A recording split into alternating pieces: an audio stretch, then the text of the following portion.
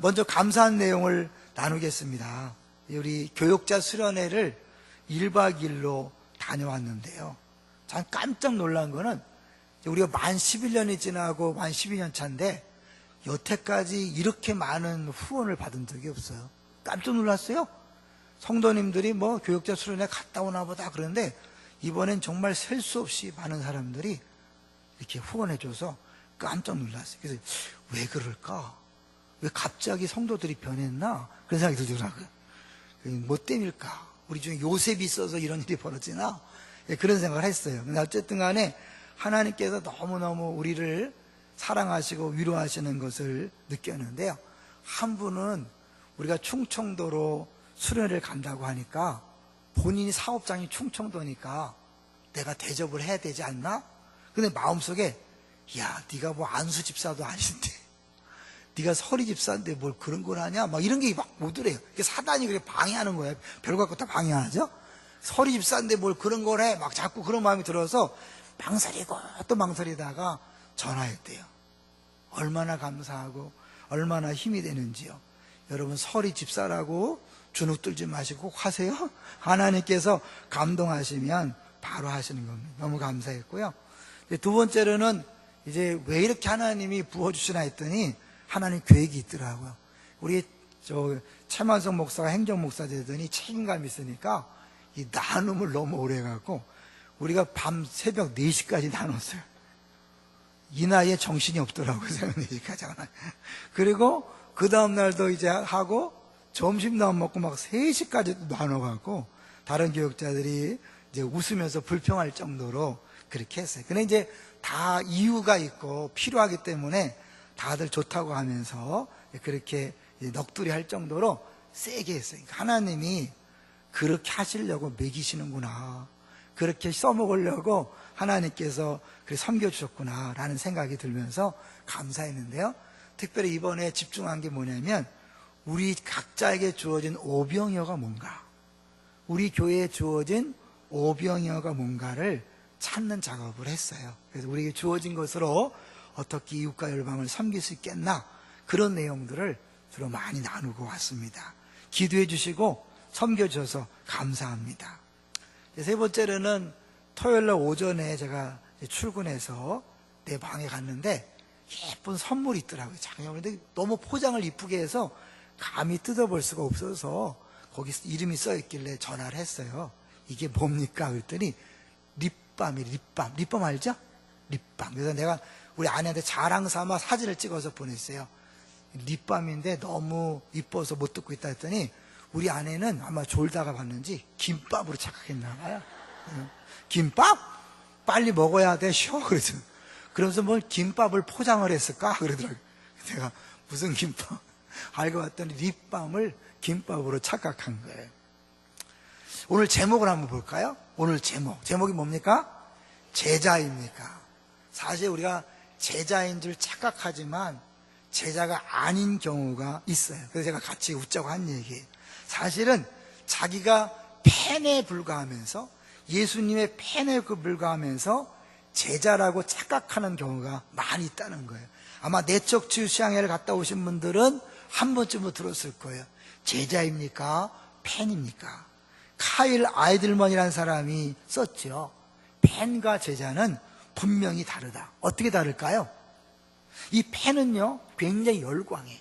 그래서 막 그 스타가 공연하는 걸 보기 위해서 밤잠도 안 자고 모든 걸 포기하고 공연장에 가고 사인 받으려고 애를 쓰고 막 그림 사진 막 갖다 놓고 막 해요.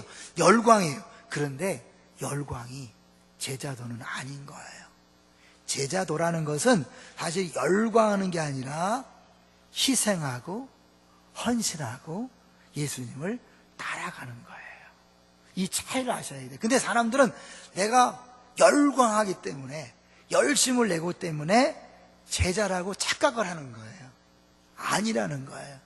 진짜 제자는 열광을 넘어서 자기 자신이 정말 모든 것들을 포기하고 주님을 따라가되 죽도록 헌신하는 것을 의미하는 거죠. 그래서 여기 오늘 본문에 보면, 우리는 시간이 많이 없잖아요.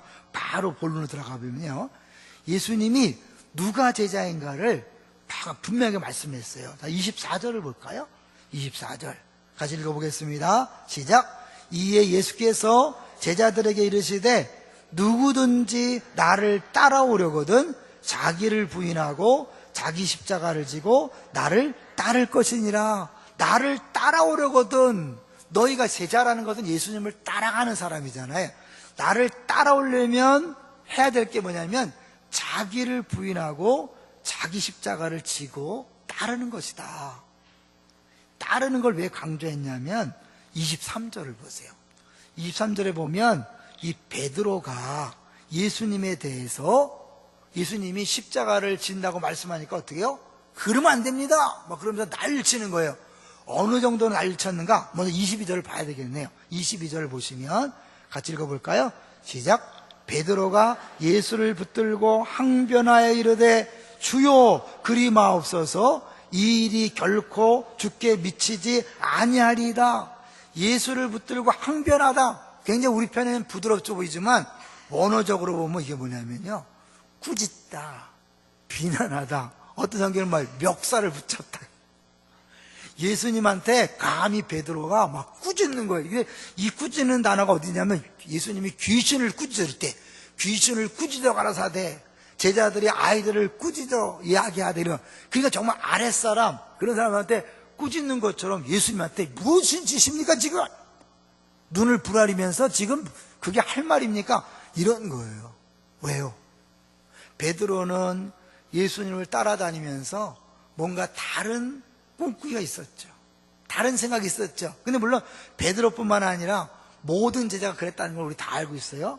그럼 이 베드로가 이렇게 흥분했던 이유가 뭔가? 21절 거꾸로 올라가는 거예요. 21절 보겠습니다. 시작.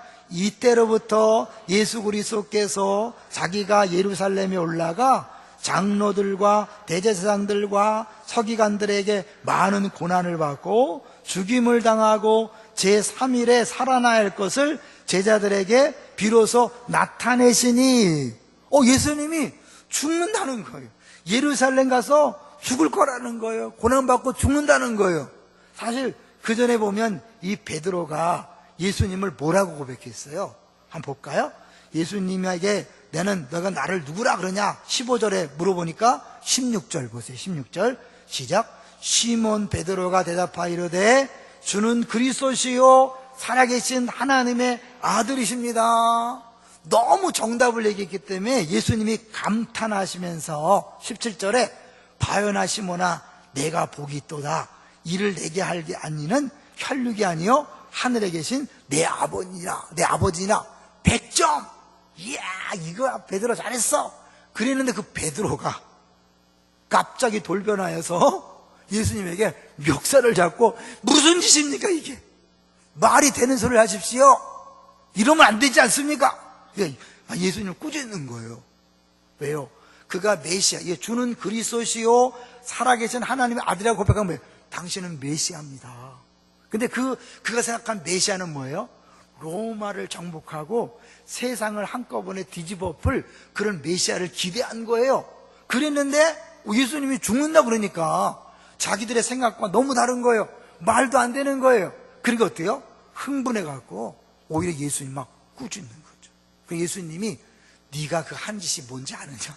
그것이 23절 보세요. 23절 시작. 예수께서 돌이키시며 베드로에게 이르시되 사다라 내 뒤로 물러가라. 너는 나를 넘어지게 하는 자로다. 내가 하나님의 일을 생각하지 아니하고 도리어 사람의 일을 생각하는도다 하시고 뭐라? 내 뒤로 물러가라. 반대로 말하면 뭐예요? 베드로가 지금 예수님 앞에 가 있는 거예요. 자기 뜻이 더 강한 거야. 자기 생각이 더 강하기 때문에 예수님이 틀린 거야. 제자라는 것은요 예수님의 뒤를 따라가는 건데, 뒤를 따라간다는 건 단순히 위치만 바뀐 게 아니라 뭐예요? 그 앞에 가시는 예수님의 모든 말씀, 모든 뜻, 모든 꿈, 비전, 이것을 뭐예요? 똑같이 따라가는 거예요. 그러니까 그분이 콩을 시켜서 팥으로 매줄 쓴다 그래요. 어떻게 해요? 맞습니다. 그 따라가야 되는데 자기가 더 옳다는 거예요. 이게 무슨 짓이에요? 말도 안 됩니다. 베드로 진짜 웃기는 짬뽕이네. 이러지 마세요. 우리는 그러지 않나 생각했어요. 여러분이 교회에서 성질 내는 거, 무슨 이유든지 죄송하지만 무슨 이유든지 성질 내고 싸우고 다투고 회의하다가 얼굴 붉히는 게 뭔지 아세요? 다 이거예요. 다른 게 아니에요. 그러면 교회에서만 그런가? 죄송하지만 집에서 부부끼리 싸우는 것도 똑같은 모습이에요. 애들 양육하면서 애들한테 함부로 말하고 소리치는 거 다 이걸 얘기하는 거예요. 주님이 그렇게 하지 않으시잖아요. 그죠? 주님은 그렇게 말씀하지 않잖아요. 근데 뭐예요? 내 생각이, 내 감정이 내 뜻이 앞서니까 뭐예요? 내 마음에 안 드니까 화가 나는 거죠. 여러분, 화가 왜 나요? 왜 화나는 거예요? 왜 흥분하는 거예요? 왜 소리치는 거예요? 다 뭐예요? 내 뜻에 안 맞아. 이 아내가, 남편이, 애들이, 교회에서는 애들이, 내 반 아이들이, 다른 선생님들이 내 맘 같지 않아. 그러니까 어떻게요? 화가 나는 거잖아요. 그리고 보면 교회가 신앙생활이 내 뜻대로 하는 거예요? 주님 뜻대로 하는 거예요? 주님 뜻대로 하는 거예요. 근데 주님 뜻대로 하려면요, 결국 뭐가 필요하냐면 자기를 부인하고 자기 십자가를 져야 돼. 다시 24절 볼게요. 다시 24절 시작. 이에 예수께서 제자들에게 이르시되 누구든지 나를 따라오려거든 자기를 부인하고 자기 십자가를 지고 나를 따를 것이니라. 예수님의 뜻에 내 뜻을 맞추려면 안 돼. 왜? 사람들은 자기 뜻이 더 강하니까. 그러니까 어때? 예수님을 따라가려면 100% 내 뜻을 접어야 돼. 그게 뭐예요? 자기를 부인하는 거예요. 영구 없다 하는 것처럼 나는 없는 거야. 오로지 당신 생각, 당신 뜻만 있는 거예요. 어떻게 할까요? 주님 어떻게 하면 좋을까요? 이런 거지. 내가 갖고 있던 생각, 뜻, 교회는 이런 것이어야 됩니다. 죄송하지만 목사는 이래야 합니다. 교사는 이래야 합니다. 순장은 이래야 합니다. 패밀리는 이래야 합니다. 우리 유년부는, 초등부는, 유치부는, 영아부는, 중등부는, 고등부는 이래야 합니다. 한 번쯤 생각해 보셔야 돼요. 그게 정말 주님의 뜻인지 내 생각과 내 뜻인지. 이 베드로가요, 주는 그리스도시요 살아계신 하나님의 아들이라고 예수님이 인정하는 100점짜리 고백을 했어요. 내가 멋지게 신앙 고백을 하고 멋지게 하나님 말씀을 가르친다고 제자라는 게 아니에요. 진짜 제자의 모습은 이 고백에서 나오는 게 아니라 뭐예요? 내 삶에서 내 고집과 내 주장과 내 경험과 내 생각을 다 내려놓고 오로지 주님이 가는 것을 한 걸음 한 걸음 따라가는 거예요. 먼 얘기를 하지 마세요.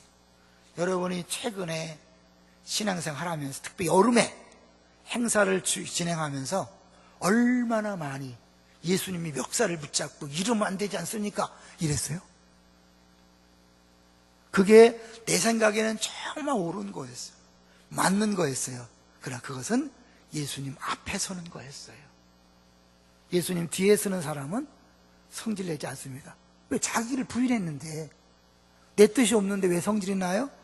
내 뜻이 없는데 왜 이렇게 흥분해요? 내 뜻이 없는데 왜 싸워요? 이걸 남의 얘기를 생각하지 마시고 나의 얘기를 한번 적용해 보세요. 앞으로 신앙생활 할 때요, 나는 이거다, 교회는 이래야 된다, 막 이럴 때 한 번쯤은 뒤집어 생각해 봐야 돼. 왜?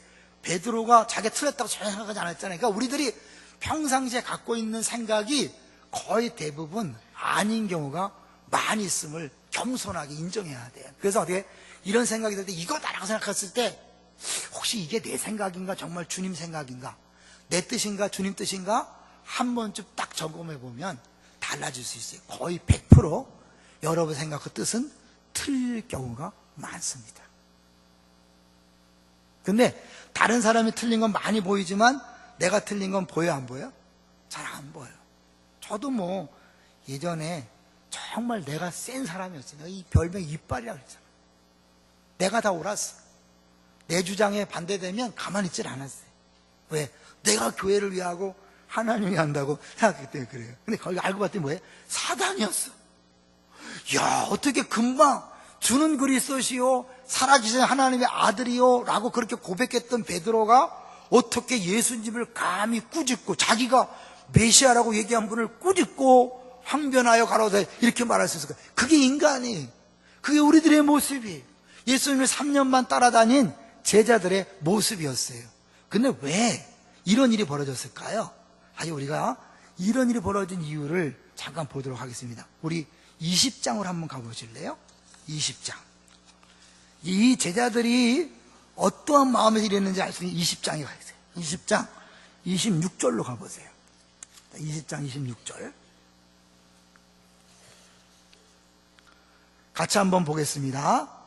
26절 시작. 너희 중에는 그렇지 않아야 하나니 너희 중에 누구든지 크고자 하는 자는 너희를 섬기는 자가 되고. 26절 너희 중에는 그렇지 않다. 그게 뭐야? 세상과 다르다.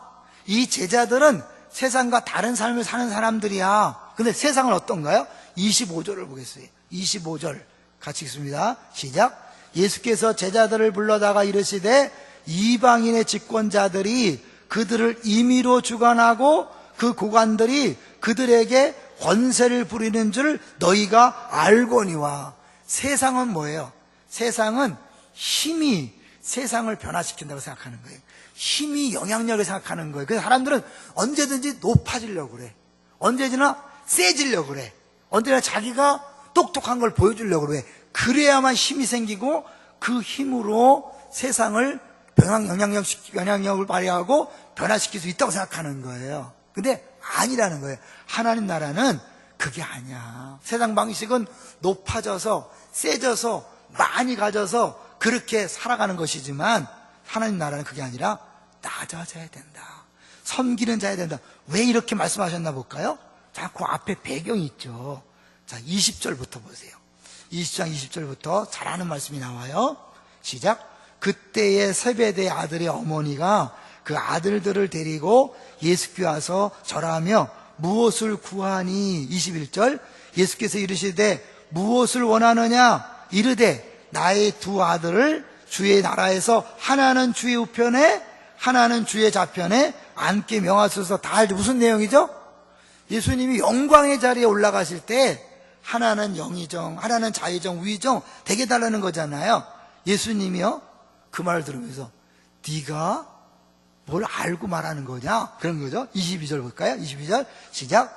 예수께서 대답하여 이르시되 너희는 너희가 구하는 것을 알지 못하는도다. 내가 마시려는 잔을 너희가 마실 수 있느냐? 그들이 말하되 할 수 있나이다. 예수님이 가장 영광을 받으신 자리가 어디예요? 잘 생각해보세요. 어디예요? 예수님이 십자가에 못 박힐 때 유대인의 왕이요. 그래서 예수님은 로마를 물리친 다음에 유대인의 왕으로 인정받은 게 아니에요. 모든 힘으로 막 사람들을 칼로 무찌르고 능력을 보여준 다음에 왕이다, 와 박수, 그런 게 아니라 가장 비참하고 연약한 모습으로 십자가에 죽을 때 가장 비참할 때 영광스러운 자리가 된 거예요. 그러니까 영광의 자리가 어떤가를 네가 모르니까 그러고 가는 거예요. 실제로 예수님이 영광 받으실 그 자리 옆에는 누가 달려있어요? 강도들이 달려있었어요. 좌우편에 강도들이 달려있었어요. 그러니까 여러분 제자들이요 사실 이렇게 끊임없이 막 예수님한테 항변하고, 여기는 뭐예요? 요한과 야고보가 엄마의 치맛바람을 동원해서 하나는 주의 우편에 좌우편에 이렇게 앉게다는 게 뭐예요? 생각하는 영광이 잘못됐기 때문에 그런 거예요. 생각하는 영광이 뭔가 높아지고 많아지고 부유해져서, 그래서 사실은 세상에 하나님은 이런 분입니다. 그래야 복음이 전도되고 그래야 하나라 확장된다고 생각하는 거예요. 막 병이 낫고 가난한 사람이 부자가 되고 막 그래야 예수 믿는 사람이 늘어날 거라고 생각하지만 그게 아니라는 거예요. 하나님 나라는 그 영광은 십자가를 통해 온다는 것을 예수님이 보여주는 거예요. 다시 오늘 본문을 보세요. 자, 이렇게 해서 결국 이 제자의 길이라는 게 뭐냐면 25절, 다시 오늘 본문 16장 25절로 가보세요. 16장 25절 시작. 누구든지 제 목숨을 구원하자 하면 잃을 것이요 누구든지 나를 위하여 제 목숨을 잃으면 찾으리라. 이게 뭐예요? 얻고자 하고 가지고자 하고 높아지고자 하면 다 잃어버리는 것이고, 오히려 뭐예요? 다 내려놓고 포기하고 부인하고 잃어버리겠다. 다 내려놓으면 오히려 찾는 것이 하나님 나라고 할래요. 그럼 그게 뭔데요? 그게 뭐예요? 이상한데요? 네, 이상한 게 정상이에요. 세상이 볼 땐 이상한 게 기독교예요. 완전히 반대라니까요. 근데 어떻게 우리는 예수를 믿으면서도 세상 방식과 똑같이 말하고 똑같이 행동하고 똑같이 다투는 거야. 그게 알잖아. 교회랑 세상이 다른 게 뭐냐? 그리고 다 그럴 거야. 신앙생활을 오래 하면 할수록, 봉사를 하면 할수록, 야, 똑같네, 똑같아. 그렇게 말하면서 뭐야? 자기는 아닌 것 같지만 똑같아, 자기도. 왜요? 우리 모두는 세상에서 그 방식에 익숙해져 있기 때문에 여전히 교회에서도 뭐예요? 대장이 돼야 되고, 똑똑한 척 해야 되고, 자기 주장을 펼쳐야 되고, 그래야 세상이 달라지고 교회가 달라지는 사람. 아니, 교회의 변화, 교회의 심지어 부흥, 하나님 나라 확장은 내 주장, 내 뜻, 내 방법, 그것을 해서 이루어지는 게 아니라 내 모든 방법을 다 내려놓고, 내 생각을 내려놓고, 쉬운 예 어떻게 보면 이상한 생각, 이상한 방법, 초신자의 이상한 방법을 써야 될 때도 있어요. 그럼 분명히 객관적으로 볼 때, 세상적인 판단을 볼 때는 분명히 차이가 나. 이게 더 옳아. 그렇지만 교회는 옳고 그름의 문제가 아니라 죽느냐 사느냐의 문제. 그거 옳고 그름은 1, 2 문제야. 죽느냐 사느냐는 천만, 10만의 문제. 왜? 영원한 문제니까. 할렐루야. 우리가 지금 뭐 이기고 지고 누가 똑똑하고 누가 옳으냐, 어느 방법이 더 낫냐, 경제성, 효율성을 따지는 게 교회가 아니에요. 그래 봤자 그 경제성, 효율성 해봐야 2배, 3배밖에 안 돼. 하나님 나라는 뭐예요? 하늘의 미랄이 되어 땅에 떨어져 죽으면 100배 열매를 맺는, 100배. 이 세상에 그 도토리 기저귀가 아니라 영원한 생명, 영원한 영광을 붙잡고 가는 거예요. 할렐루야. 그러니까 다른 거죠. 그러니까 예수 믿지 않아 볼 때는 이상한 거야. 저 바보 같지, 왜 저러지? 저게 맨날 양보만 하고 맨날 손해만 보고 저게 뭐야? 근데 그게 자기도 영광을 얻는 길일 뿐만 아니라 하나님 나라가 확장되는 길이, 그게 바로 예수님이 우리에게 보여준 거잖아요. 그분이 십자가를 정말 졌는데 끝났나요? 아니잖아요. 십자가에 그 올라가는 순간, 가장 비참해지고 무력해진 순간, 유대인의 왕이요. 요한복음에서는 뭐 했어요? 나사렛 예수 유대인의 왕. 첫 알파벳을 모으면 여호와. 예수님께서 내가 이 영광 받을 때가 되었다. 그게 뭐예요? 십자가를 질 때가 되었다. 십자가에 높이 달렸어요. 죄 때문에 높이 달렸어요. 근데 그것은 뭐예요? 하늘나라에서 영광을 받는 자리예요. 왜? 사랑이신 하나님을 가장 완벽하게 보여줬기 때문에 그게 바로 영광인 거예요. 세상 영광과 다르다는 것을 아셔야 돼요.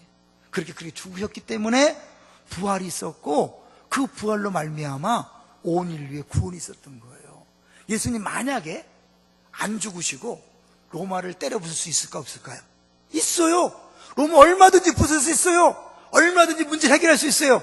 그러나 그 눈에 보이는 현세의 문제는 해결하지만 진짜 중요한 죄의 문제가 해결되는 게 아니에요. 죄의 문제는 반드시 죽음이 있어야 돼.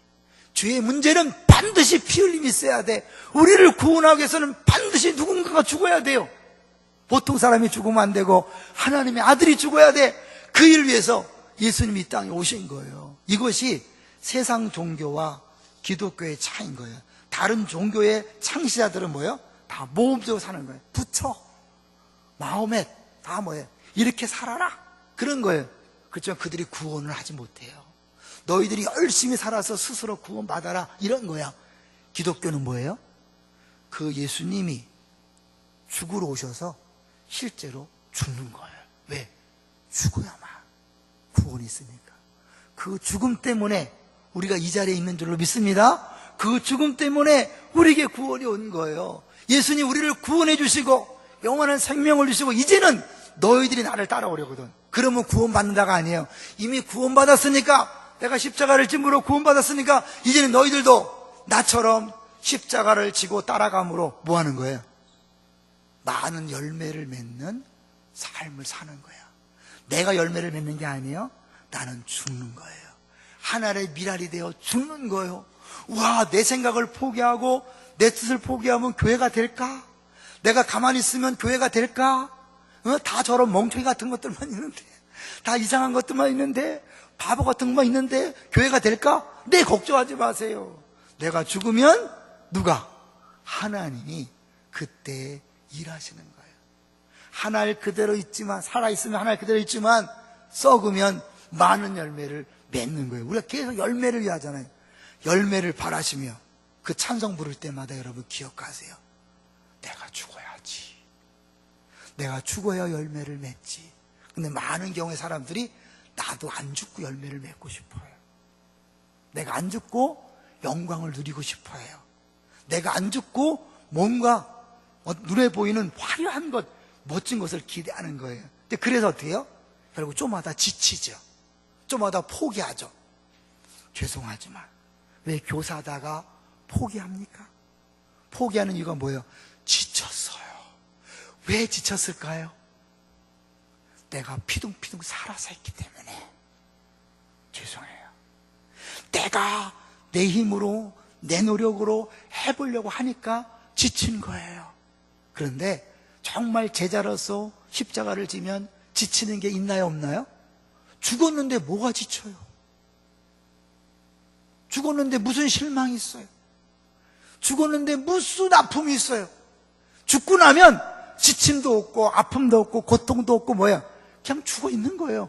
그러면 주님의 때에 알아서 싹이 나고 꽃이 피고 열매 맺때 그런 100배 열매를 맺는 거예요. 할렐루야. 이게 기독교의 원리예요. 이게 십자가의 원리예요. 이게 제자의 삶이에요. 그런데 사실은요, 그렇게 살 수 있나요, 없나요? 뭐 여러분 이 얘기를 안 들었겠어요? 많이 들었잖아요. 왜 안 될까요? 여기서 우리 핵심이야. 왜 안 될까? 알게 모르게 내 마음속에 베드로와 제자들처럼 내가 여전히 어떠한 존재인지 모르는 거예요. 내가 나를 입증해야 되고 나를 증명해야, 내 스스로 영광을 취해야 되고 내가 스스로 높아져야 된다고 생각하는 거예요. 아니에요. 예수님이 죽으심으로 여러분이 이미 높아졌어요. 믿습니까? 예수님이 죽으심으로 여러분은 가장 큰 영광을 받은 거예요. 어떤 영광이요?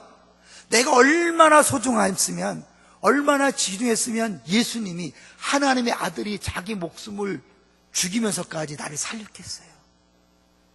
이걸 아셔야 돼요. 여러분의 가치가 다른 사람들이 박수치고 인정한다고 올라가는 거, 그건 아무것도 아니라는 거예요. 그런 정도가 아니라 하나님이 나를 얼마나 사랑하시는가를 보여줬잖아요. 네가 너무 귀하기 때문에 내가 아들까지도 포기했다. 네가 그 정도로 귀한 존재야. 사람들이 몰라줘도 비난해도 뒷담화해도 상관없어. 너는 보석이고 너는 보물이고 내가 너를 그만큼 사랑하잖아. 그 뭐예요? 다 받은 거예요. 사람들의 칭찬과 박수와 인정 필요 없어요. 나는 너무너무 귀한 존재요, 영광스러운 존재가 된 거야. 왜? 예수님과 함께 죽고 함께 부활했기 때문에 예수님 영광 중에 오겠다, 그 말씀이 지금 이루어진 거잖아요. 여러분 함께 왔기 때문에 그런 영광스러운 존재라는 사실을 기억하셔야 돼요. 그걸 내가 믿을 때 그 예수님을 바라보면서 나에게 이렇게 어마어마한 영광과 만족과 사랑을 주시고 나를 높여주신 그분을 닮아가기 위해서, 그분을 따라가기 위해서 기꺼이 내가요 죽을 수 있는 거예요. 혹시나 죽어야지 참아야지, 더 힘들어. 참다가 이를 악물고 참다가 치과만 더 가고 너무너무 힘들어. 더 지쳐. 신앙생활이 왜 이렇게 힘드냐. 억지로 죽으려니까. 속은 안 죽고 싶은데 억지로 죽으려니까 너무 힘든 거야, 그죠? 근데 예수님 바라보세요. 내가 안 죽으려는 이유를 그 주님이 다 해결했다니까요. 왜 안 죽으려고 그래? 나를 증명하고 입증하고 내가 옳다는 것, 나의 권력, 나의 안위, 나의 위로, 그걸 내가 받기 위해서 그렇게 하는 거잖아요. 예수님이 다 줬어. 그래서 그 예수님을 바라보면서 예수님이 주신 것을 자꾸 여러분 생각하셔야 돼. 그래서 내게 주어진 것들을 하나씩 깨닫고 그것도 누리는 거야. 와, 그러네. 다 있었네. 남편에게 구했던 게 있었네. 아내에게 구했던 게 있었네. 자녀들에게 구했던 게 있었네. 내가 성도들에게 구했던 게 이미 있었네. 다 있었네. 이 멍청이 다 있었네. 그러면 어때요? 그거를 깨닫는 순간 진리를 알지니 진리가 너를 자유케 한다. 그러면서 이제는 욕심 부리지 않고 기꺼이 죽는 거죠. 이제 수요일날 했던 이야기를 하면서 마치려고 그래요. 우리 기존 특세 때 송태근 목사님이 자기 동기 목사님 아들 얘기한 것 기억나죠? 아들이 아버지가 산골에서 정말 어렵게 목회했어요. 아들이 서울대학교야. 그런데 그 아들이 졸업하고 취직해서 아버지를 도울 줄 알았는데 선교사를 가겠다는 거예요. 주변에 다 미쳤다 그랬어요. 말도 안 된다 그랬어요. 근데 그 아들의 고백이 뭐예요? 영광을 본 자는 아깝지 않습니다. 하나님의 영광을 본 자는 아깝지 않습니다. 수요일날 짐 엘리언 얘기도 했어요. 에콰도르의 그 밀림의 식인종들을 위하여 전도하러 갔다가 그 유명한 대학을 나온 짐 엘리엇과 4명이 5일 만에 죽어버렸어. 방송에서 신문에서 이 무슨 헛수고냐, 이게 무슨 낭비냐. 그럴 때 그 아내가 낭비가 아닙니다. 우리 남편은 원래 그렇게 하기를 예전부터 준비해 왔습니다.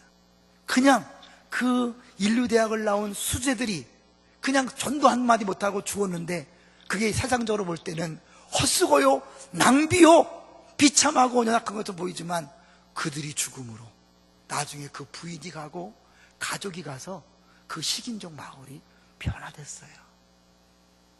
우리가 생각하는 방식으로 전도되는 게 아닙니다.